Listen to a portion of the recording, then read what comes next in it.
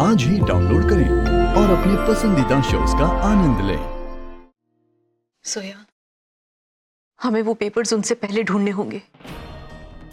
कहीं वो पेपर्स उनके हाथ लग गए तो। ऐसा मत कहिए भूपी। अगर वो पेपर्स उन्हें हमसे पहले मिल गए ना, तो वो उन पेपर्स को फाड़ देंगे, जला देंगे, कुछ भी करेंगे, लेकिन हमारे हाथ नहीं लगने देंगे। हमें वो पेपर्स ढूंढने ही होंगे। आप फिक्र मत कीजिए, हमें वो पेपर्स मिल जाएंगे। Trust me. मैं ऐसा कुछ करूंगी कि उनका ध्यान पेपर्स की तरफ जाएगा ही नहीं। मैं जानती हूँ तुम और असद पूरी कोशिश करोगे सोया, लेकिन मैं ये भी जानती हूँ कि इस राज की जड़ें 17 साल गहरी हैं। ये तमाम राज मानो 17 साल की गर्द के नीचे दबे हुए हैं। काश कोई तो ऐसा होता जो इस राज के बारे में हमें बता पाता। कोई तो होता सोया।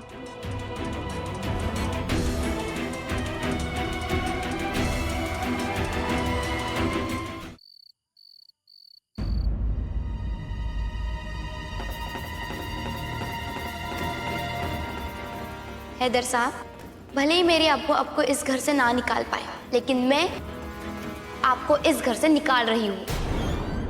मैं यहाँ से जाने के लिए नहीं आया हूँ।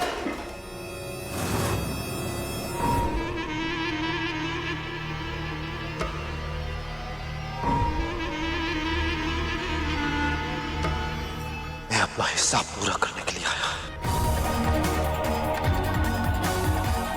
और इतने बरसों का हिसाब पूरा करने में कुछ वक्त तो लगेगा ही।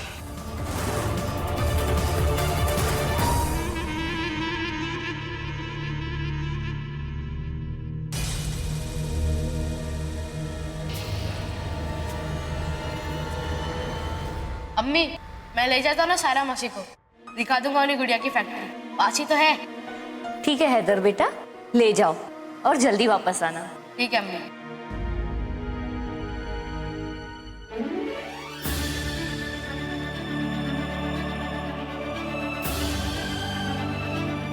सायरा मासी और छुटकी को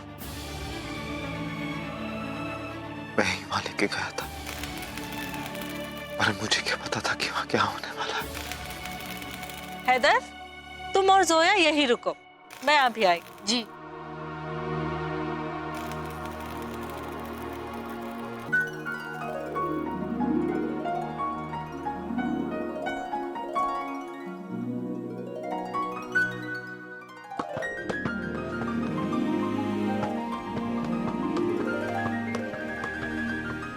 भाईजान, अम्मी अभी तक नहीं आई। फिक्र मत कर चुटकी, आ जाएगी। चल कैच कैच खेलते हैं।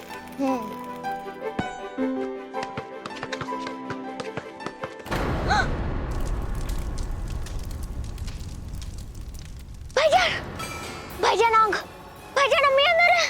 भाईजान कुछ करो ना प्लीज। फिक्र मत कर, मैं जाके देखता हूँ।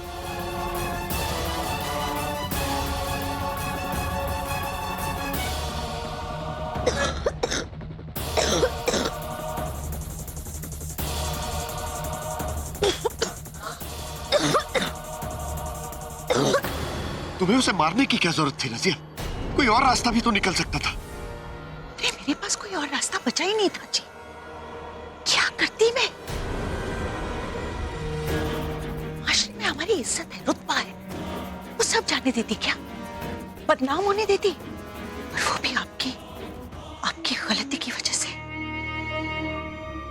खैर, जो हो गया सो हो गया, लेकिन तुम्हें पूरा यकीन है कि इस सच्चाई का किसी को पता नहीं चलेगा? किसी को भी नहीं। राशिद मियां तो हमेशा यही सोचते रहेंगे कि हमारे कहने पर उन्होंने काम किया।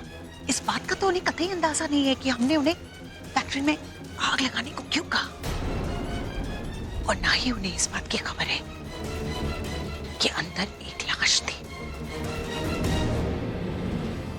आपके और उस औरत के ताल्लुकात थे, इस बात की किसी को खबर नहीं होगी। और ना ही कभी किसी को यह पता चलेगा कि उस औरत का कत्ल मैंने किया। और ये बात किसी को नहीं पता चली सिवाय मेरे, जब मेरी आंख खुली तो सब कुछ खत्म हो चुका था। छुटकी जा चुकी थी। वहां सिर्फ जली हुई फैक्ट्री थी।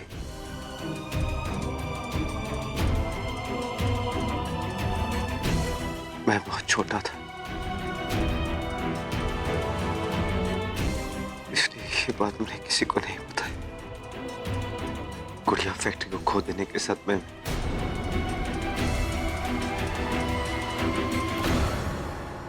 मेरे अब्बू की मौत हो गई।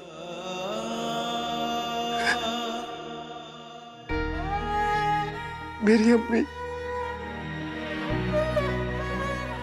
अम्मी ना तो दुनिया का सामना कर पाई और ना ही कर्जदारों का।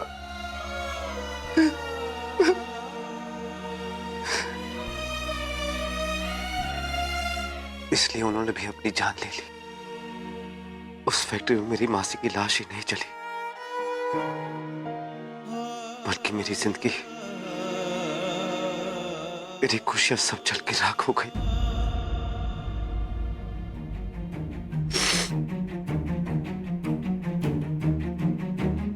और इसके जिम्मेदार सिर्फ 2 लोग हैं।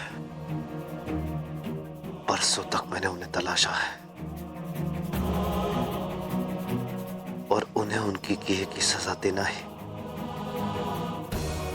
मेरी जिंदगी का सबसे बड़ा मकसद है। कहानी शुरू उन्होंने की थी, लेकिन खत्म मैं करूंगा। वो कहानी जो 17 साल पहले गुड़िया फैक्ट्री की आग से शुरू हुई थी। अम्मी! अम्मी! अम्मी कहाँ?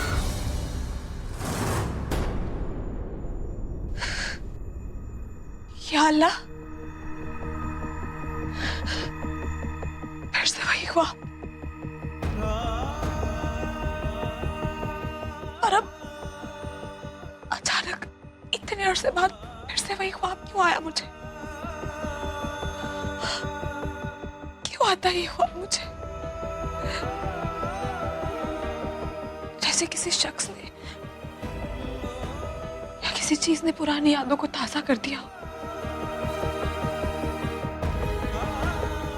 ऐसा क्यों लगता है जैसे कोई मेरा अपना मेरे आसपास है। अब मेरे पास कुछ नहीं है सिवाय इंतकाम के। मुझे मेरे अम्मी अब्बू खाला चुटकी तो वापस नहीं मिल पाएंगे। उन्हें तो मैं खो चुका हूं, लेकिन मुझे मेरा इंतकाम जरूर मिलेगा। मैं एक बार अपना सब कुछ खो चुकी हूँ। शायद इसीलिए मिस्टर खान की फैमिली को एक साथ लाना मेरे लिए इतना मैटर करता है।